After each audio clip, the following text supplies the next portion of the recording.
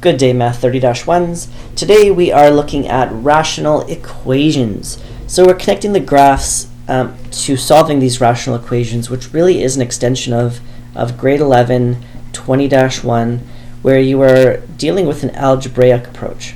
So today we're taking this algebraic approach and we're building on that to really look at connecting the graph to the equations. So a reminder of solving rational equations, that there are sort of three ways to solve a rational equation. First is algebraically. You kind of multiply each side by the lowest common denominator to eliminate denominators. And then you kind of solve however is left. But just like in radical equations, you're getting rid of the radical. Here you've got rational equations and you're getting rid of the rational side of it. You can also be solving graphically by saying one side is y1, the other side is y2, and where do they meet? You can also bring everything over to one side and kind of set everything as a y1 and then find your x-intercept or zeros or roots.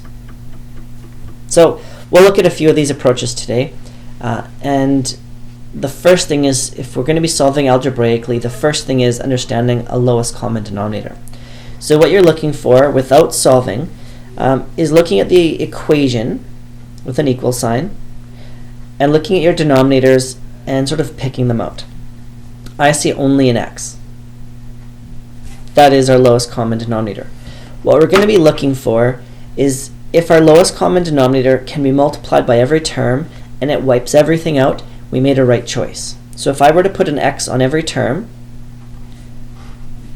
nothing cancels, nothing cancels, nothing cancels, we did wipe out our denominator, and that means we made a good choice. If I were to try an x for this one, and say, let's put an x on every term. Was that a good choice? Cancels, nothing cancels.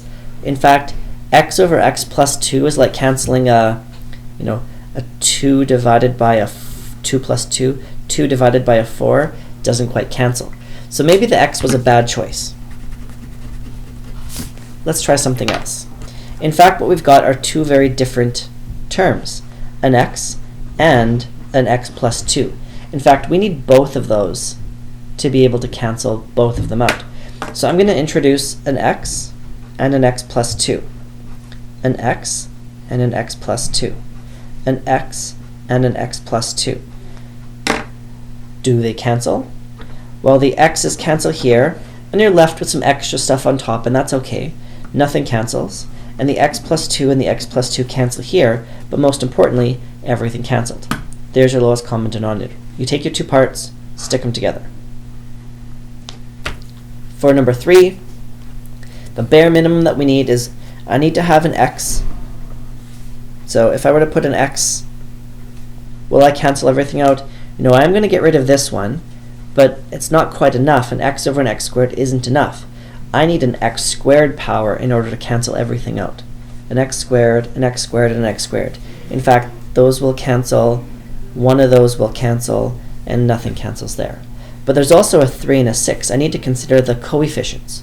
A 6 is the perfect number that if I were to introduce it on all these as well, we are going to be able to cancel out the 6 over 6. The 3 and the 6 will cancel, leave us with a 2, and in fact, all of our denominator is gone. So there's your lowest common denominator. And lastly, maybe a more challenging scenario is looking at the need to factor first. I can factor a 2x out of this middle term, leaving us with a 2x plus 3. Instead of sticking the 1, 2, 3 terms together and saying that's our lowest common denominator, seeing the parts of the denominator allow us to see a 2x and a 2x plus 3. These are the only two parts that make up our lowest common denominator. So if I were to introduce a 2x, 2x plus 3 on every top, we can start to imagine what would cancel. The 2x's cancel, everything cancels, and the 2x plus 3's cancel. Nothing is left. That was a good choice. This becomes the strategy in solving rational equations algebraically, which is not something to underestimate. So, solve the following rational equation algebraically. I see an x on the bottom. This is our lowest common denominator, and so what we get to do is to introduce this LCD on every top. So I get to say times by x, times by x, times by x, times by x. Don't forget to do the right side. We are balancing an equation. In a way, we're saying this times is by an x, and in a way, we're saying there's a giant bracket, and this side times is by an x, and that x gets distributed onto all three of these terms.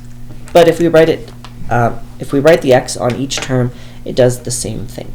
So 14 minus an x squared plus a 5x gives us our 0x, or 0, which we can move everything over maybe to the right side to get this x squared positive and allow us to hopefully solve by whatever means necessary. I am seeing a quadratic that does in fact factor as an x minus 7 and an x plus a 2 that equals a 0, and we get two answers, 7 and negative 2. It's important to also check your work, and so by looking for restrictions, you can kind of get a good idea if there is any extraneous roots, but 7 going in, a negative 2 going in, it's worthwhile checking. 14 divided by 7 minus 7 plus a 5, does that equal a 0? 2 minus 7 is a negative 5 plus 5 is a 0. 7 works. If we plug in a negative 2, we have, do this in a different color, we have 14 divided by negative 2 minus negative 2 plus a 5. We've got a negative 7 plus a 2 makes a negative 5 plus a 5. In fact, this does equal 0, so the negative 2 also works. Example 2. Solve the following rational equation graphically. So this means we are going to our calculator, and who knows what these rational equations are going to look like. They can get quite complicated. So as we type in our, I'll slide this back in. As we type in maybe the left side as a y1, being careful to use brackets properly, x squared minus 3x minus a 7 on the top, brackets, dividing by a 3 minus a 2x in brackets. The right side is an x minus a 1. Now, who knows what this looks like? Under the Zoom 6 standard window, we'll try to get a visual of what we're dealing with. On first inspection, I'm seeing some rationally function intersecting twice. Okay, so if we zoom out just to see if there's anything that's maybe beyond this that we're missing, I start to hopefully get a fair picture of what we're dealing with. Now it is a line intersecting with a rational function, and I'm not seeing anything beyond this, so I'm feeling confident enough to say what we initially saw is the graph. So I'm seeing one intersection here, a second intersection here, so we can do our second trace, number 5, intersect, first curve, second curve, guess. One intersection occurs at an x value of negative 0.43, and a second intersection, second trace, number 5, first curve, second curve, a guess a little bit further to the right at this location, a 3.097 or a 3.10 if we're rounding this to the nearest hundredth. Now the good thing about the calculator approach is it will never lie. It will never give you extraneous roots. It will never lie. So it's a good way to check your answer even if you're asked to do this algebraically. So a quick sketch of our window might look something like this rational function traveling down this way, one that's going this way, and something traveling kind of through here. And so there were two intersections. The x values are the only part that mattered, just like above.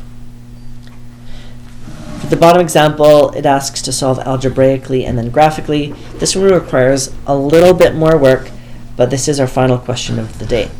So first, solving algebraically, looking at our lowest common denominator, I do notice that there is a 2 that could be factored out of the bottom right side.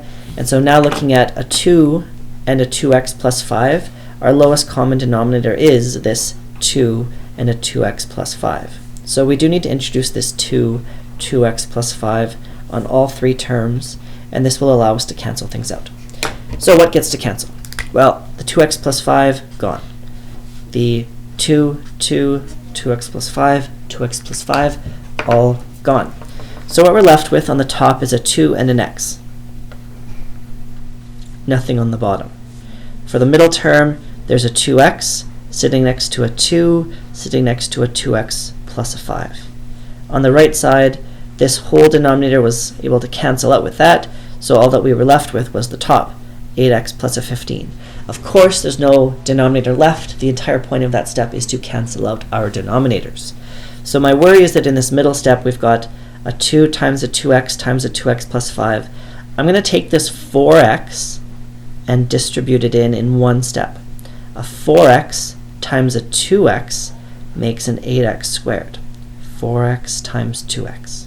4x times 5 makes a 20x.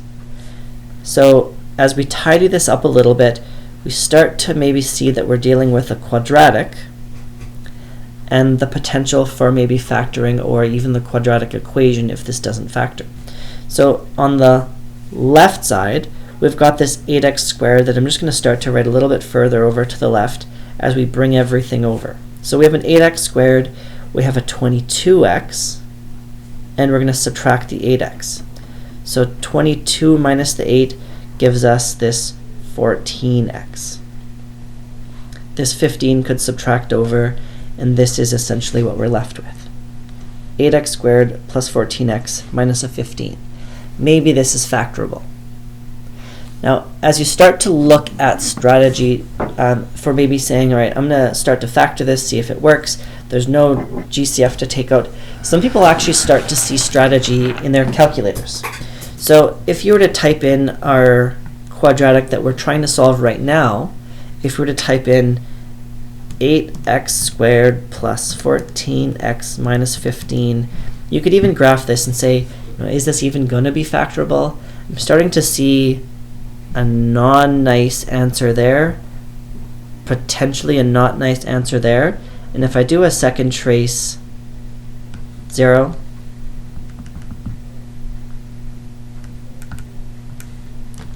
left side, right side, bit of a guess, I'm seeing negative 2.5. You know what? That's actually rational. It's a non-radical answer. So negative 2.5 is actually a really great answer. This means that we're going to be dealing with, as a rational solution, a factorial example.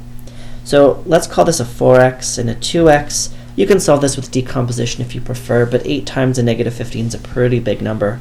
So a 4x and a 2x, we're trying to decide the right combination of 15, so a 5 and a 3, 3 and a 5, one of them negative.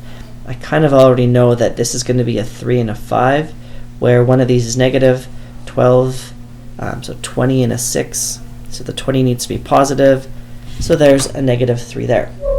So when we check this, we've got a 20x, a negative 6x, add that together to give us the positive 14x. We've got the right combination. So this factors nicely into a 4x minus a 3 times a 2x plus a 5 that equals a 0. Our two solutions are 3/4 and negative 5 over 2. I kind of knew that negative 5 over 2 was the solution because the calculator just told me that it was negative 2.5. But actually, there's a danger in this current example. When we multiplied both sides by something, it's very much like a trig proof that we've done earlier in the year, where there's the potential for creating errors.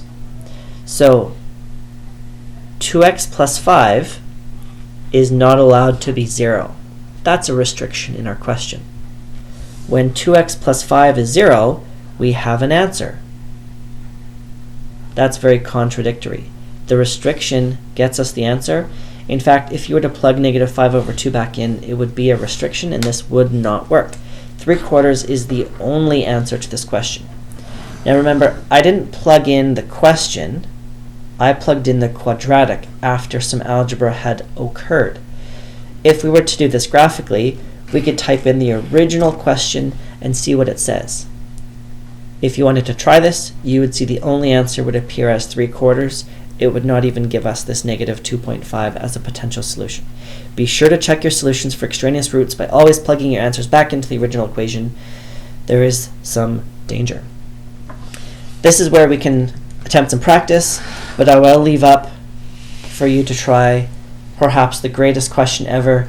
Which example has a horizontal asymptote of y equals 3? Good luck.